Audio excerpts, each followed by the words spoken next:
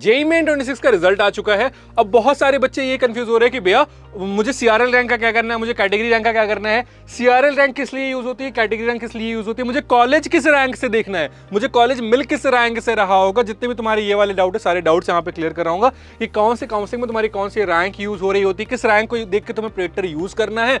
तो video last से देखना, तुम्हारा सारा डाउट क्लियर हो जा रहा होगा। तुम्हारे कितने मार्क्स आए, कितनी रैंक आई, कितना परसेंटाइल बना है, कमेंट सेक्शन में बता देना। मैं तुम्हें कॉलेज ऑप्शन भी बता दे रहा हूँ तुम्हारे पास कौन कौन से कॉलेजेस के ऑप्शन हो सकते हैं। और कॉलेज सर्च को सब्सक्राइब करके रखो अब, क्योंकि आगे 3 महीने तुम्हारे बहुत इंपॉर्टेंट होने वाले। सारी काउंसलिंग हो रही होगी, सारी चॉइस फिलिंग हो रही होगी, सारी काउंसलिंग लाइव यहाँ पे मैं करवा रहा हूँ। तो तुम्हें क्या करना है, कॉलेज सर्च को सब्सक्राइब करके रखना है। नमन भैया तुम्हारे साथ अगले 3 महीने बने रहने वाले हैं, लाइव आता रहूंगा, सारी चीजें यहाँ पे डिस्कस कर रहे होंगे, कैसे एक परफेक्ट चॉइस फिलिंग ऑर्डर बनाना है, किस तरीके से कौन से कॉलेज को टारगेट करना है, सारी चीजें यहाँ पे डिटेल में करवा रहा हूँ। तो तुम्हें क्या करना है, कॉलेज सर्च को सब्सक्राइब करके रखना है, नोटिफिकेशन बेल ऑन करके रखना है। और कोई डाउट आ रहा है तो डिस्क्रिप्शन में प्रोफाइल एनालिसिस फॉर्म दिया गया है, उस फॉर्म को फिल करो, हमारी टीम से डिस्कस करो, हमारी टीम से बात करो, वो तुम्हें बेटर गाइड कर दे रहे होंगे कि तुम्हारे पास क्या कैसे ऑप्शंस हो सकते हैं। बाकी 1-to-1 मुझसे कनेक्ट होना है तो व्हाट्सएप चैनल की लिंक दी गई है, व्हाट्सएप चैनल ज्वाइन कर लेना, वहां पे तुम्हें सारी अपडेट्स मिल जा रही होती हैं।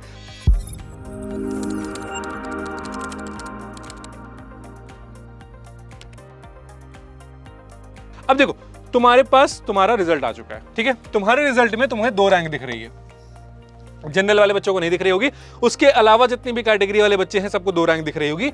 एक तुम्हारी सीआरएल रैंक है, एक तुम्हारी कैटेगरी रैंक है, ठीक। CRL rank, category rank. Category rank का मतलब यह होता है कि जो तुम्हारी कैटेगरी है, सपोज ओबीसी कैटेगरी है, अब अगर ओबीसी कैटेगरी के 4 लाख बच्चे थे तो उन 4 लाख बच्चों में तुम कहां स्टैंड कर रहे हो, यह तुम्हारी कैटेगरी रैंक बता रही होगी, ठीक है। उन 4 लाख बच्चों में तुम कहां स्टैंड कर रहे हो, यह तुम्हारी कैटेगरी रैंक बता रही होगी। बट अगर टोटल मान लो 12 लाख बच्चों ने एग्जाम दिया, ये मैं रफ नंबर बता रहा हूं, टोटल मान लो 12 लाख बच्चों ने एग्जाम दिया, अब उन 12 लाख बच्चों में तुम कहां स्टैंड कर रहे हो, ये तुम्हारी सीआरएल रैंक बता रही हो, यानी कि कॉमन मेरिट लिस्ट की जो रैंक है तुम्हारी सीआरएल रैंक, ये बता रही हो कि तुम इन 12 लाख बच्चों में कहां स्टैंड कर रहे हो। और ये बता रही होगी कैटेगरी रैंक कि तुम जो है इन 4 लाख बच्चों में कहां पे स्टैंड कर रहे हो, कहां पे स्टैंड तुम ले रहे हो, ठीक है। अब ये काउंसलिंग किस रैंक से होती है, काउंसलिंग देखो, अगर तुम जोसा की काउंसलिंग करोगे या तुम सीसैप की काउंसलिंग करोगे, ये दो तुम्हारी जो काउंसलिंग है ये तुम्हारी कैटेगरी रैंक पे हो रही होगी। कहां पे हो रही होगी, कैटेगरी रैंक पे। यानी कि अगर मुझे आईआईटीज में एडमिशन चाहिए, एनआईटीज में चाहिए, ट्रिपल आईटीज में चाहिए, जीएफटीआईज में एडमिशन चाहिए, तो मेरी जो काउंसलिंग होती है, कौन सी काउंसलिंग होती है, जोसा, ठीक। बची हुई सीट पे सीसैप, ठीक है। तो मुझे यहाँ पे कैटेगरी रैंक अपनी देखनी पड़ेगी, जितने भी तुम प्रेडिक्टर यूज कर रहे हो, फिर चाहे वो हमारे यूज करो, किसी और की यूज कर रहे हो, वो मैटर नहीं कर रहा होता है। वहां पे अपनी कैटेगरी रैंक एंटर करना, कैटेगरी चूज करना और फिर देखना कॉलेज ऑप्शन, ठीक है। बेटर समझ में आएगा क्योंकि सीआरएल रैंक पे नहीं बन रहा होता है, ठीक है। बहुत सारे लोग तुम्हें इधर उधर का ज्ञान दे देंगे, बहुत सारे ऐसे फेक प्रेडिक्टर्स बन के घूम रहे हैं मार्केट में, मत देखना। तुम्हारे पास डिस्क्रिप्शन बॉक्स में मैंने एक प्रेडिक्टर तुम्हें दे दिया है, अगर तुम्हें अपनी रैंक पे चेक करना है कि कौन सा कॉलेज तुम्हें अलॉट हो सकता है, कौन सा कॉलेज मिल सकता है, तो डिस्क्रिप्शन बॉक्स में जाना, नमन बीआर रिसोर्सेज के नाम से एक जो है तुम्हें लिंक मिल जा रही होगी, उस पर क्लिक करना, रिसोर्सेज के ऑप्शन पे जाना, वहां पे तुम्हें प्रेडिक्टर्स मिल जा रहे होंगे।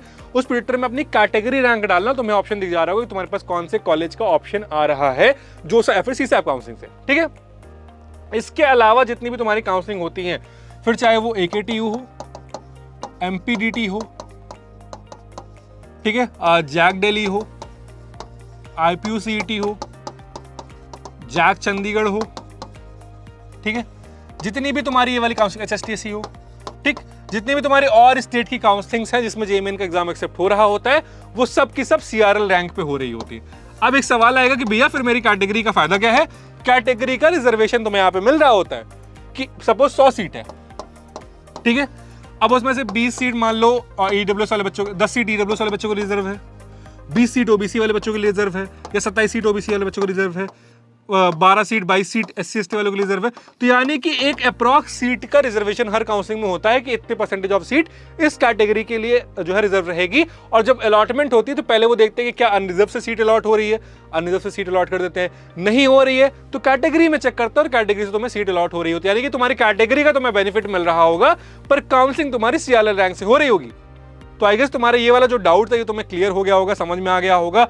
नहीं समझ में आया कुछ और फिर भी डाउट रह गया है, कमेंट सेक्शन में मुझसे पूछ सकते हो। इस वीडियो को सारे दोस्तों के साथ शेयर कर देना जिससे उनको भी ये वाला जो डाउट आ रहा है ये दूर हो जा रहा हो। अपनी परसेंटाइल पे अपने रैंक पे जाना चाहते हो, कौन सा कॉलेज ऑप्शन है, तो उसके लिए डिस्क्रिप्शन में प्रिंटर का लिंक दिया गया है, उस प्रिंटर को यूज कर लो, तुम्हें अपने ऑप्शन पता चल जा रहे होंगे। इसी के साथ मैं हूं नमन, कॉलेज के काउंसिल से रिलेटेड तुम्हारा कोई भी डाउट आता है तो मेरे चैनल पर पता चल जाएगा। तुम्हें क्या करना है, कॉलेज को सब्सक्राइब करके रखना है और नोटिफिकेशन बेल ऑन कर लेना है।